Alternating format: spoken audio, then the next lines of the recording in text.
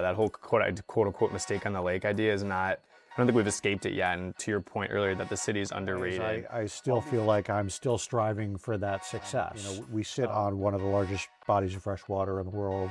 The work that we do here at the Port of Cleveland on our maritime facility supports 23,000 jobs in Northeast Ohio. Welcome back to another episode of the Chats with Clark podcast. I'm your host, Joe Clark, and here at Chats with Clark, we don't do poppy intros. We get straight to the point. And the point of today's episode, episode 72, is Jeff Epstein, the president and CEO of Port of Cleveland, which is one of the largest shipping hubs on the Great Lakes, and who formerly served the city of Cleveland as the chief of integrated development for the city, the place where Jeff has built his roots. Jeff, thanks for being here. Thanks for having me. Simply, my first question to you is, what is the best thing that there is to know about you? Well, the best thing to know about me, I'm a Cleveland homer.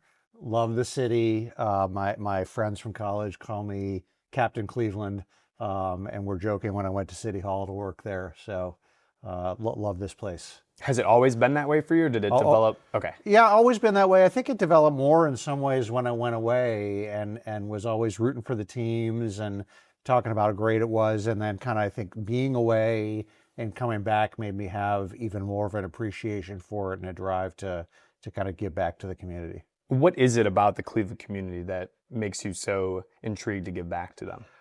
It's home. Grew up here. It's a place that, gave me a lot of opportunity. I think it's a place that is underrated. Has incredible amenities, is easy to live in. People complain about traffic, but we have no traffic here. The truth. And we've got, I can get from my house to a baseball game in 20 minutes, pay a fraction of what I might pay if I were living in DC or Chicago for the game. People are great. Food is great. We're on a body of water. We can get to so much of the country so easily. It's a great place to live. And I think the thing I was struck by, I lived in DC after college for a while, and my now wife and I came back here, and just like instant community here.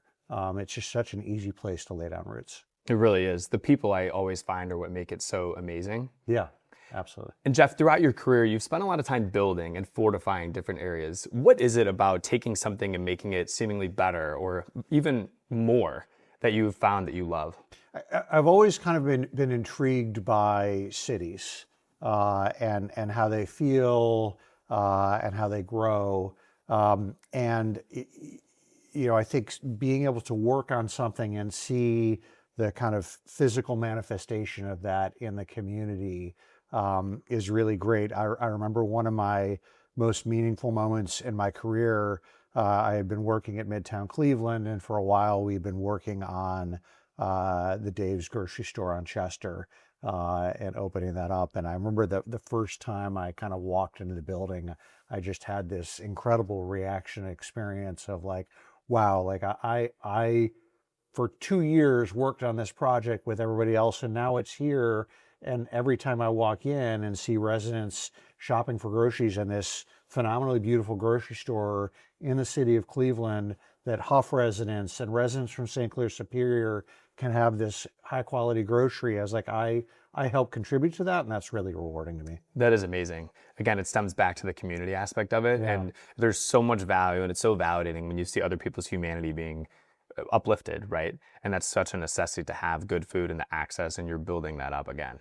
Yeah, and just thinking about how to build things in this community for residents that can help us attract people to the city, that can help existing residents, but also help us bring more people in. We talked a lot when I was working at City Hall about, are we managing decline or are we managing growth?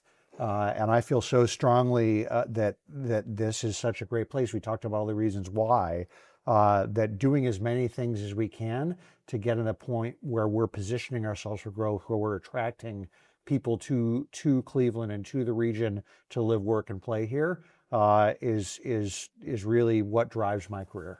Throughout that building process, Jeff, which piece of the puzzle do you find to be the most interesting? Wow, that's a tough question. I think there's so much along the way that's fascinating. I think there's the kind of um, you know, engaging with community members and understanding what it is that they're proud of in their neighborhood and what drives their desire to be here, the kind of visioning and ideating about what can be, and then that process of kind of navigating and figuring things out. One of the things I learned early on in my career is, these kind of real estate development projects and kind of community building projects, they die 16 times before they actually happen. And so there is something rewarding about actually getting through. So I don't know if I answered your question, but maybe it's all of it, from kind of dreaming to realizing it. I keep hearing throughout this that there's a sense of persistency that's innate. And tying that in with your also love for cities, as you aforementioned, how did you know that you would be successful in this building up of things, this puzzle making field? I don't know that I ever knew I'd be successful, and in some ways I still feel like I'm still striving for that success, because it takes persistence, and because if you zoom out and look at all of the challenges that we have, we still have so many challenges that we need to overcome. But I think it's focusing on those accomplishments and those things that are moving us forward, and kind of looking at things with a glass half full perspective than a glass half empty perspective. And when you start to get things under your belt and see things happening, it's that building of momentum, and in many ways seeing other people in the community reacting to the momentum that you're building. Maybe that's the moment that I felt success. I remember when I was at Midtown, and we were kind of building a lot of momentum in that neighborhood. And when folks would start calling, either calling me or start doing things that were consistent with where we're going, that we didn't have a hand in at Midtown, that I wasn't directly connected or related to, but it was like, oh, they get the message and they're just going. That I think is when you kind of have a sense of like, all right, things are moving. That ball is rolling, for sure. That's other people are involved in the mission. Yes. That's what it's all about. Yep. Kind of on the flip side, we're here at Port of Cleveland, and we're blessed that Cleveland is located where it is, right? We have all this waterfront. How important is geographical opportunities for the work that you all do? So I think geographical opportunity is hugely important. We sit on one of the largest bodies of fresh water in the world. The work that we do here at the Port of Cleveland on our maritime facility supports 23,000 jobs in Northeast Ohio, $7 billion of annual activity. And that's not possible without being on the water.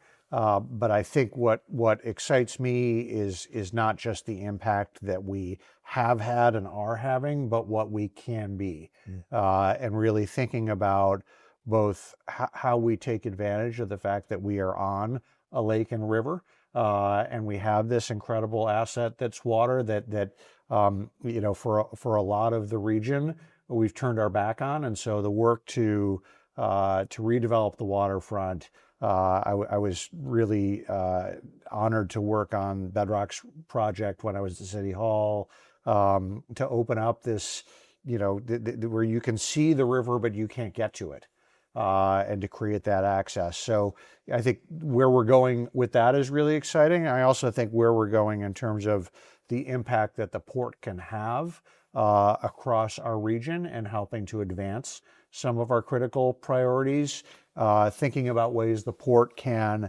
help us clean up more sites and attract more jobs, the way the port can help us solve our housing crisis, the way the port can help in advancing waterfront development. That's the stuff that excites me. It's so exciting, and we have endless opportunities partnered with the metro parks. I feel like there's just so many natural opportunities here that they all coincide. One of the common misconceptions I would say with shipping in general is that just nautical, is that you bring something in and then you leave, it leaves, right? It's like this, that back and forth idea. How would you put that to rest, or what is it more than just bringing product in, taking product out? Well, it's jobs, right? I mean, all the product that comes in enables us to make the things that we make here. So, we bring in 4 or 5 million tons a year of iron ore pellets. that are mined in the Northern Great Lakes, and they come by ship and they're unloaded. If you've ever seen those big big black piles out at Whiskey Island, that then gets loaded into barges to go up the river to Cleveland Cliffs. Without those things coming in, there's 2,000 jobs that go away, and all of the impact that a company like Cliffs has on our local economy and supporting family sustaining jobs.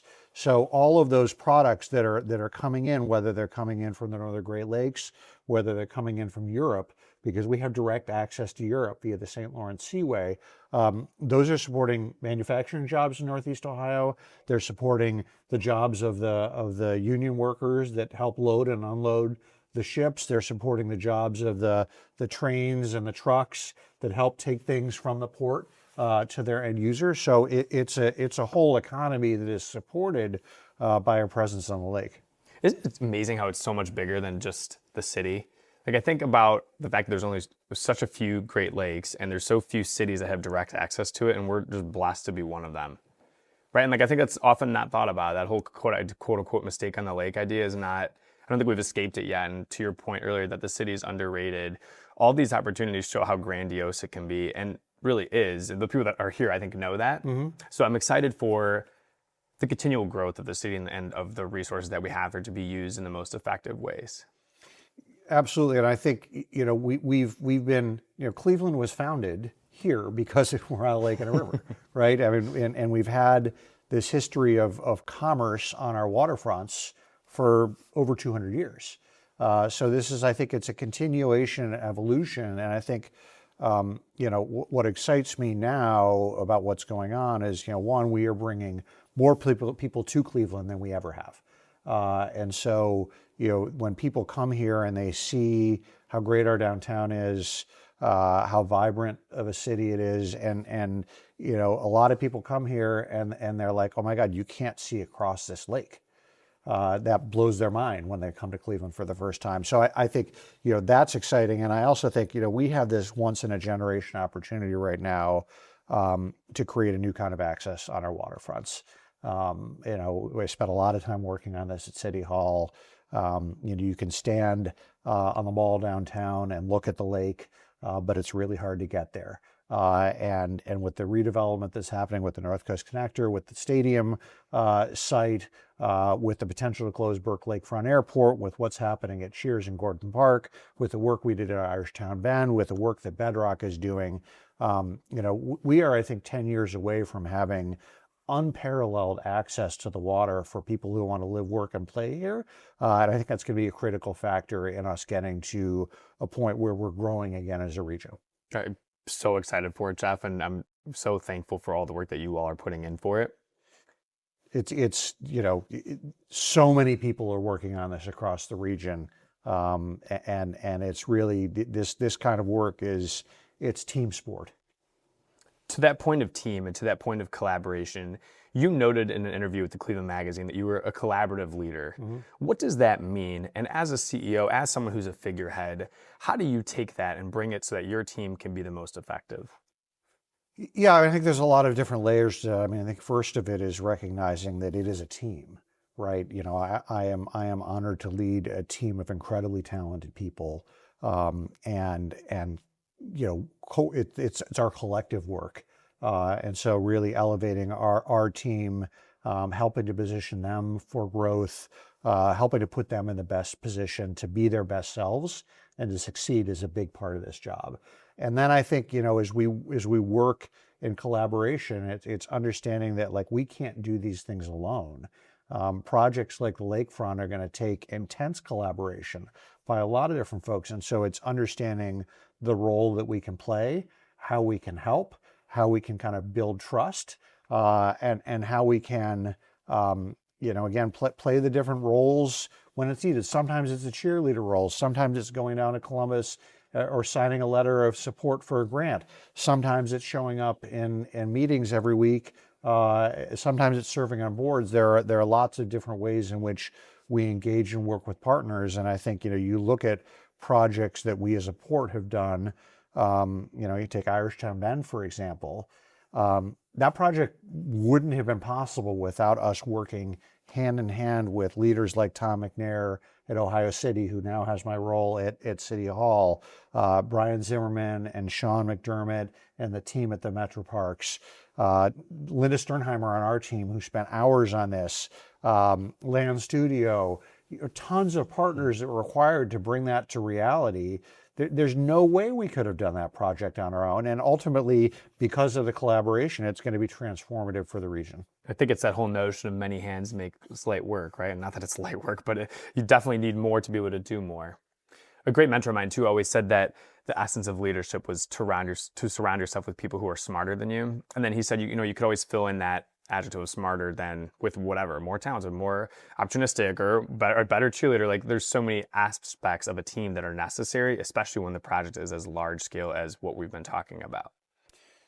Yeah, but I totally agree with that philosophy in terms of surrounding yourself with smart people and great people and empowering them and getting out of their way and letting them do their work. So all in on that, I'm also a big believer that when you find talent, and this is to the consternation sometimes of board members or team members, you got to bring them in and you figure out how to make it work and how to make it fit. I think that's a great aspect that we haven't talked about yet too. I spent a good bit of time teaching, and I would always kind of encourage the students, like there's something so innate about someone, and then they have gifts that are just true to who they are. And when you find out what those gifts, what those talents are best used for, how you can put that in a team, mm-hmm. the world is your oyster, because people want to bring you in and they need you for what you're great at doing. That's what makes someone great. Yeah, and I love that process of discovering what makes team members tick.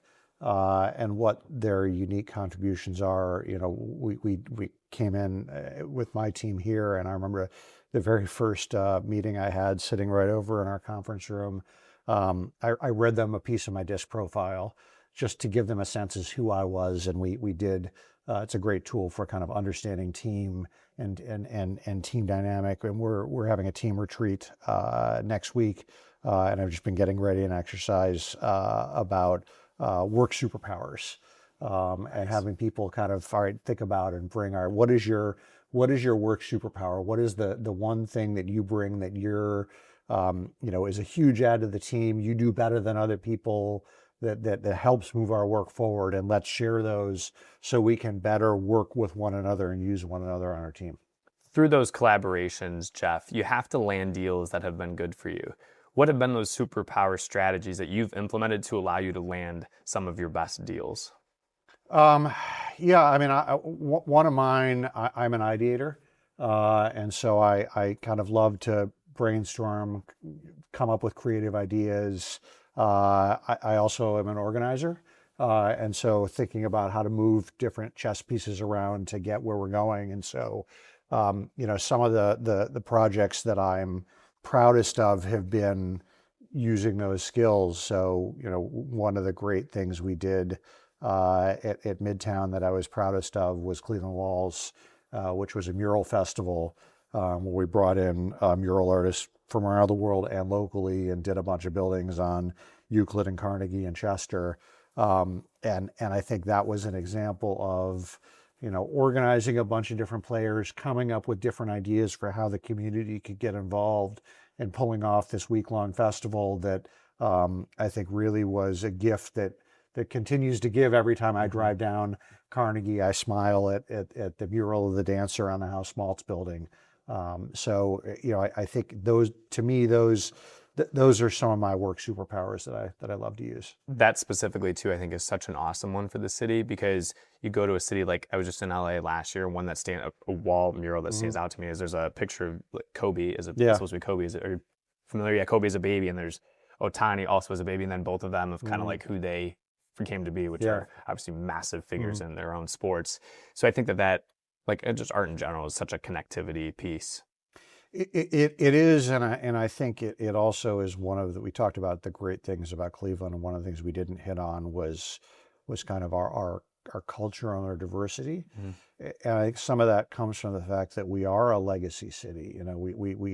Cleveland is over 200 years old. We've had generations, and we've had history. We've had so much history that some of our history has been forgotten. And I think art and public art in particular has a way of bringing those stories forward, and creating a sense of belonging and a sense of welcoming. We talked a lot in the work that I was doing at Midtown and Asiatown in particular around how to kind of create, how to use culture as a tool for creating that belonging and bringing the history forward and making people feel included in the change that's going on. I think it's one of the challenges that I think as a city, and as somebody who is in the business a lot of times of creating new spaces and new buildings, is making sure that they are for the people in the community, and I think using art and history and storytelling, I think, is a really great way of making sure that the design of what you're doing helps community. When you look back a little bit further on, again, some of these deals and tying in the storytelling piece, the mural walls was a great success. Have you had moments in your career where maybe the deal didn't go as you would have hoped, and what did that teach you? One of my favorite stories about this was a community meeting that we had in Midtown. We were doing some master planning on Euclid Avenue, and we were at Dunham Tavern having a workshop, and one of the residents came up to me and said, "All these tech buildings are great. And I, would love all the jobs, but Euclid Avenue used to have a soul. And what are you doing about that?" And I think that was a start for me into learning about the history of Black music on Euclid Avenue, and that, I think, set about a lot of things in motion around ultimately the Cleveland Foundation coming, and the Midtown Collaboration Center, and the recording studio and the music that's happening there, and the East 66 corridor. And so I don't know if so much it was a failure as this was us going in and community saying, wait a minute, you got to think differently about what you're doing here, and understand this piece of who we are. And that it threw me for a loop a little bit, but I think it's in that ways in which you have to look at failure not as something that is, you just go in the corner and sulk, but okay, we screwed up, right? Yeah. I went for the first couple of years when I was in Midtown running Health Tech Corridor, and was filling up buildings with technology tenants without any engagement with residents who live north and south. And so it's, what do you learn from those mistakes that help make you a different person, a different leader? Yeah, it almost strikes me as almost like a constructive criticism in a way, right? Like, this is someone who's coming in and saying, hey, listen, we appreciate that you're willing to try and lift everything up that we're doing here, but how about this aspect? And when that information is given to you in a way that's conducive to you to be able to not go sulk in the corner, I think that's so important too. How do you navigate feedback that's effective versus maybe feedback that was perhaps intended to make you go sulk in the corner? I think you've always got to be listening to feedback, and I think always trying to show a level of respect to the people who are giving that, whether that feedback is coming from a resident in Huff, a city council person at a council table, a developer that is trying to do a project. To me, it's always trying to listen and learn, and react the best way it can, and take in that data. And it's just kind of bringing in the wisdom of having been in the community and having worked, but also realizing that you never can say I know everything or I know best. To that point, you talked about in 10 years from now, you think we could have just this expansive lakefront access that the whole city can appreciate, and then also people can come in for. What would you say is the end game for your work here at Port, or just in general in Cleveland? Is that your end goal? Well, I don't think there's one end goal. I mean, we talked earlier about growth, and I think to me, I think a lot in terms of growth.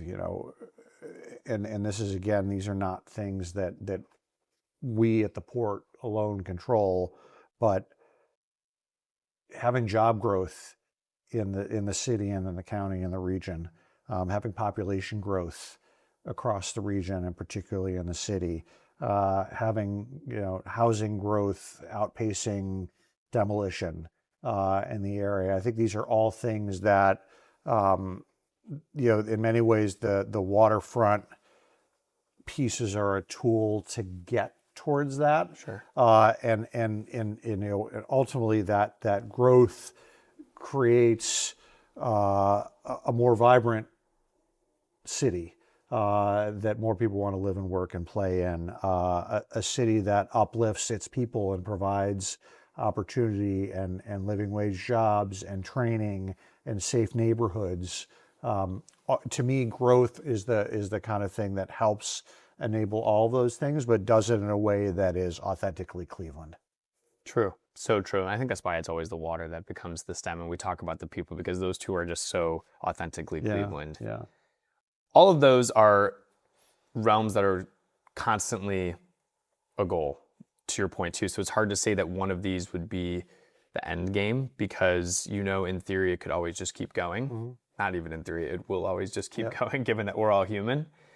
Looking back the opposite way, when you were a child, or what advice would you give to maybe 10-year-old Jeff, knowing what you've known now, lived what you live now, about his future? Keep being curious and keep following your gut. Why? I don't know that I could have said when I was 10 that this was the career that I was going to be in. And even if I fast forward, I kind of traced the start of my interest in civic stuff to AP US history in high school and government, and some great teachers who just kind of set me on a path. And I always had this sense that I wanted to do something civic.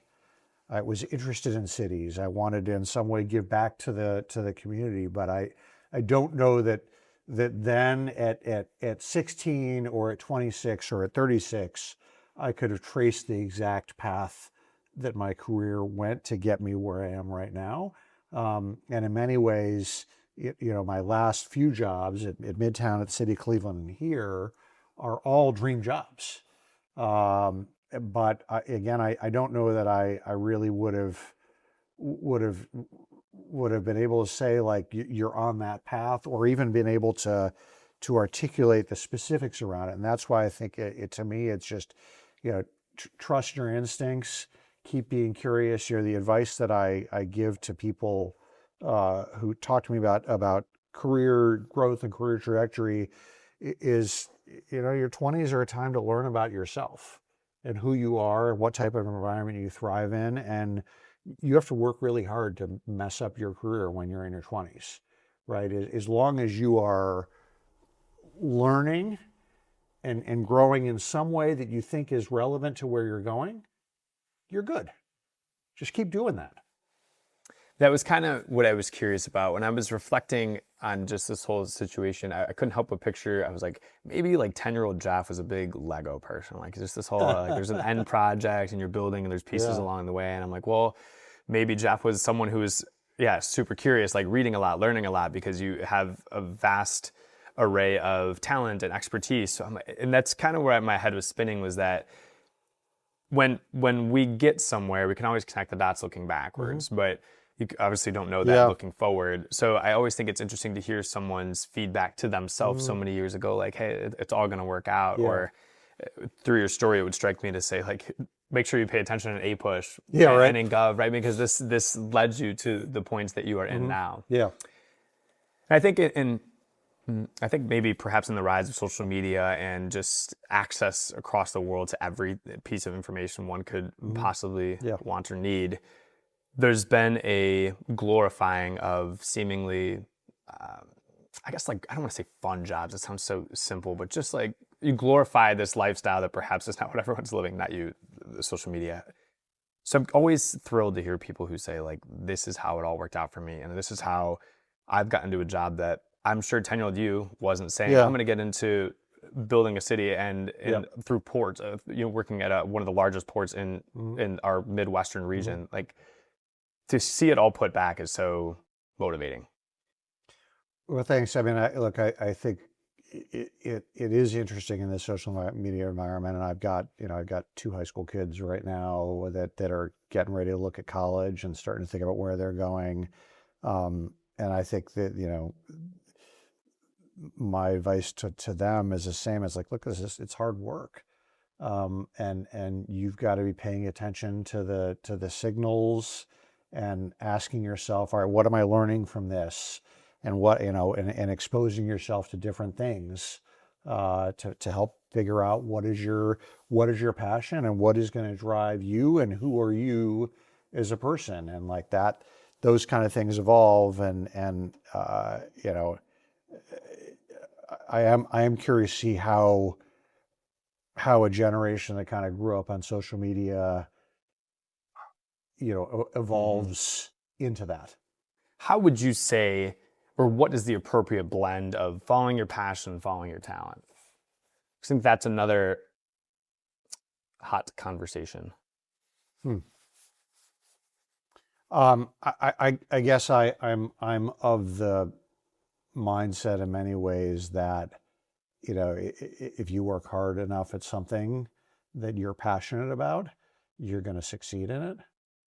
And so I'm probably more of a follow your passion guy, but I also am a rational and logical person too. And so it's like, all right, you gotta follow your passions, but you also got to look at the signs and the feedback and all of that. Yeah, I think oftentimes our passions are rooted in some sort of talent that we have. Yeah. So then if you're innately decent at something, you're probably going to end up being passionate and liking it. So then if you follow the passion, work hard enough at it, you're going to uplift those talents even more to the point that you could be excellent at it. I do happen to think the same. Yeah. I also sometimes think that it's important to do things that are hard to kind of figure out what some of that passion is, because that passion may not unlock. And if you take on something that is super hard and you succeed at it, that may unlock a passion you didn't know you had. True. The challenge and the friction is where that real growth and the opportunity comes in. Yeah, I talk with my daughter about this all the time. Like, she's like any teenager, you take on hard things, and sometimes you struggle with those hard things. But the amount of pride she has when she accomplishes something that she works really hard at is unbelievable. Yeah, and how real, and right? it teaches you something about yourself.